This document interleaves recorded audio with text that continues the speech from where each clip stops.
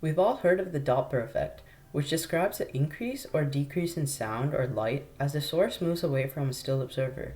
However, there's another type of Doppler effect, the relativistic Doppler effect.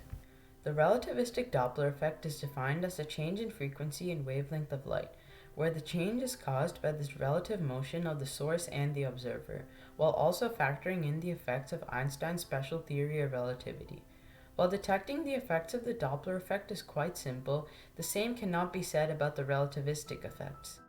After Einstein's theory was published, many scientists tried and failed to prove these effects, until two scientists at Bell Labs tried and succeeded in 1938.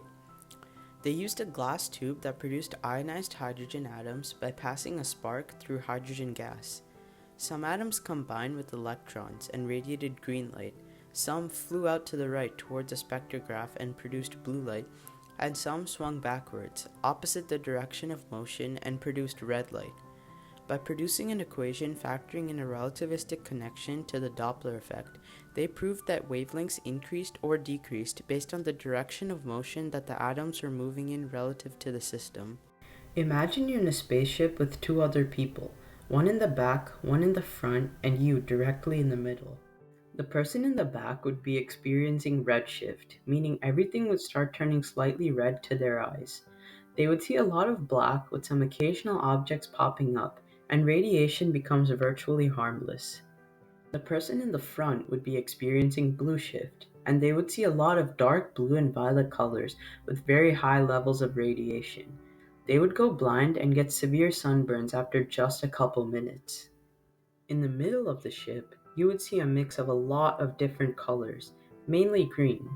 This all has to do with the relative position of the viewer and the source.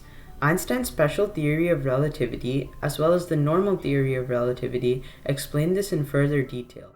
As seen in this picture, the higher frequency means the person on the right would be blue shifted, and the lower frequency means the observer to the left would be red shifted. There are many examples of this in day-to-day life. One common example is nightlight mode on many computers.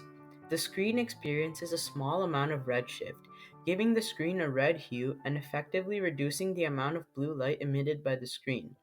The radiation also decreases, and it is easier on your eyes and helps you sleep better.